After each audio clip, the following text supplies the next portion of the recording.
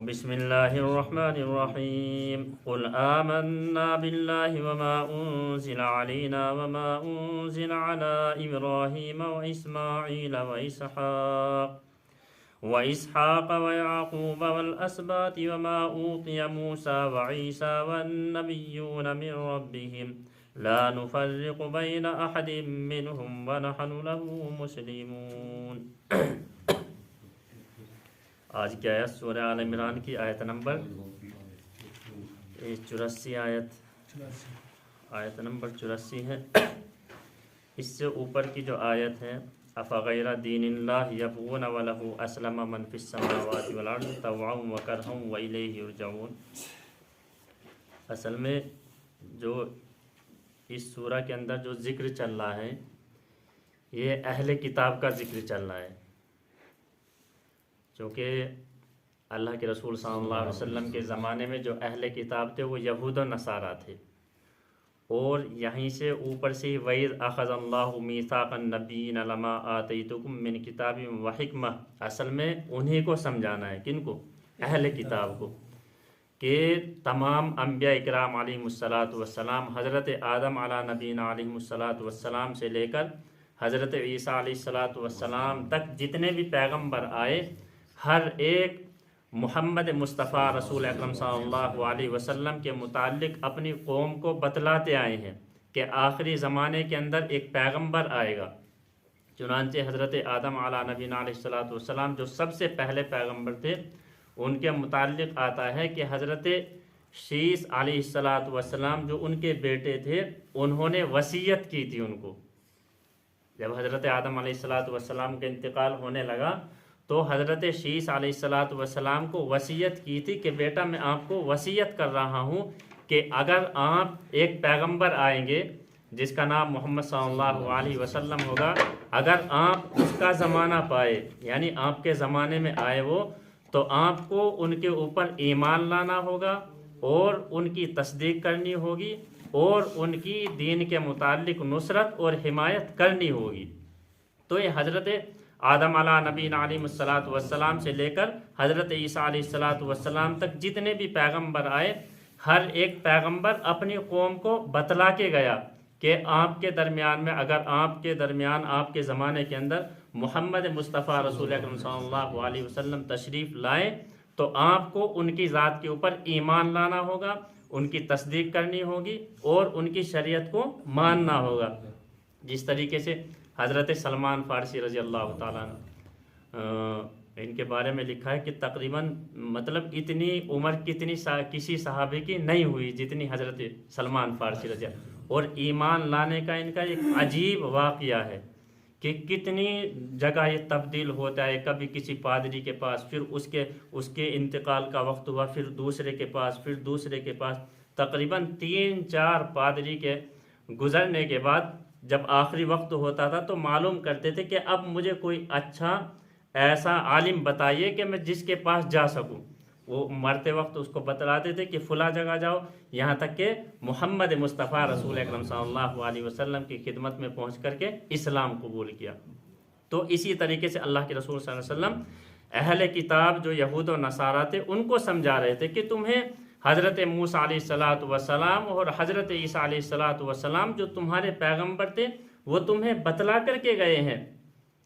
یعنی توریت اور انجیل کے اندر صاف صاف واضح طور پر اللہ کے رسول صلی اللہ علیہ وسلم کی جو صفات تھی، جو معجزات تھے، وہ تمام کی تمام نشانیاں بیان کی گئی ہیں۔ لہٰذا اب تمہارا حق یہ بنتا ہے کہ محمد مصطفیٰ رسول اکرم صلی اللہ علیہ وسلم کے اوپر ایمان لائے، ان کی تصدیق کریں اور ان کی دین کے اندر حمایت اور نصرت کرنی چاہیے۔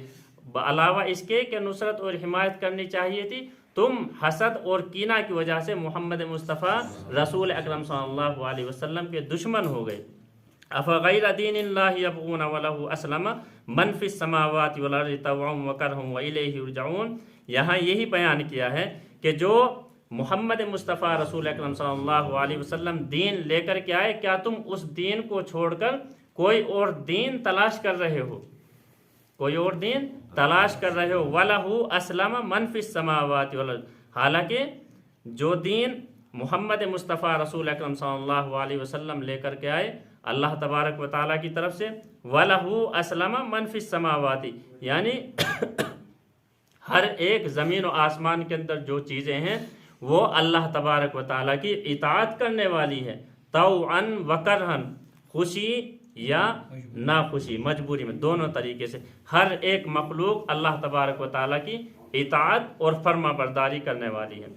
قُلْ آمَنَّا بِاللَّهِ وَمَا أُنزِلَ عَلَيْنَا وَمَا أُنزِلَ عَلَىٰ إِبْرَاهِيمَ، اب محمد مصطفیٰ رسول اکرم صلی اللہ علیہ وسلم کو حکم دیا جا رہا کہ اے محمد صلی اللہ علیہ وسلم آپ بھی ظاہری طور پر اعلان فرما دیجئے، قُلْ آمَنَّا بِاللَّهِ وَمَا أُنزِلَ عَلَيْنَا، اصل میں ایمان محمد مصطفیٰ رسول اکرم صلی اللہ علیہ وسلم کی ذات کے اوپر جس طریقے سے ایمان لانا اور قرآن کریم کو ماننا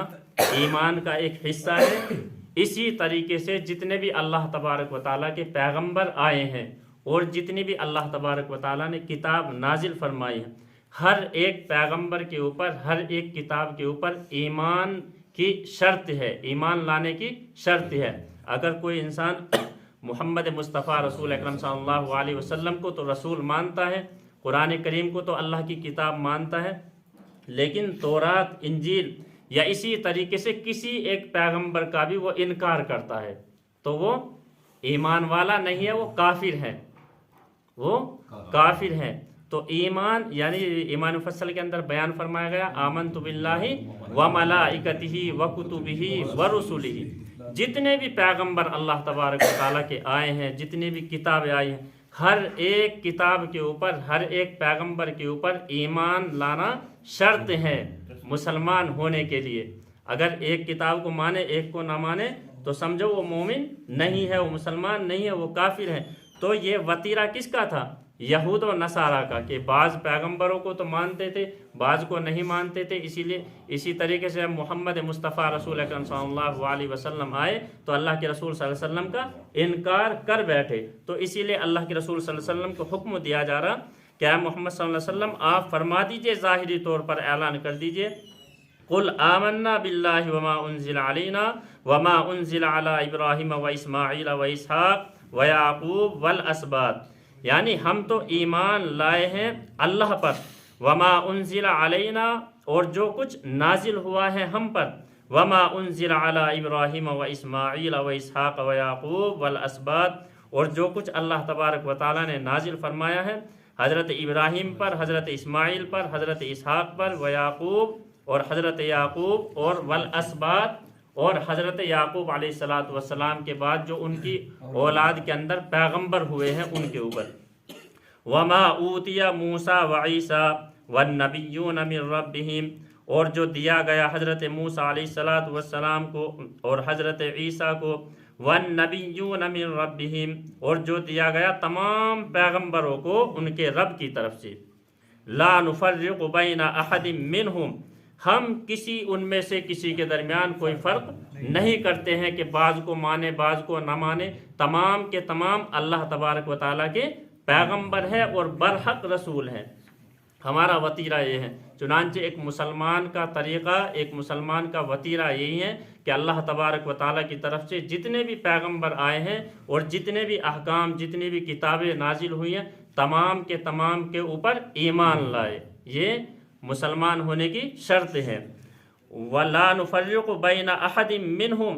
اور ہم فرق نہیں کرتے ہیں، ہم جدا نہیں کرتے ہیں ان میں سے کسی کو، وَنَحْنُ لَهُ مُسْلِمُونَ، اور آخر میں فرما دیا گیا کہ ہم اسی کے فرما بردار ہیں۔ یعنی جس طریقے سے اللہ تبارک و تعالیٰ نے تمام پیغمبروں کو بھیجا اور تمام پیغمبروں کے ذریعے سے احکام نازل فرمائے، تو ہم اسی کے تابع دار ہیں، اسی کے فرما بردار ہیں۔ جس طریقے سے احکام نازل فرمائے ہم اسی طریقے سے ان کے اوپر عمل کرنے والے ہیں۔ تو بہرحال اس آیت کے اندر یہی بیان فرمایا گیا، اللہ تبارک و تعالیٰ عمل کرنے کی توفیق عطا فرمائے۔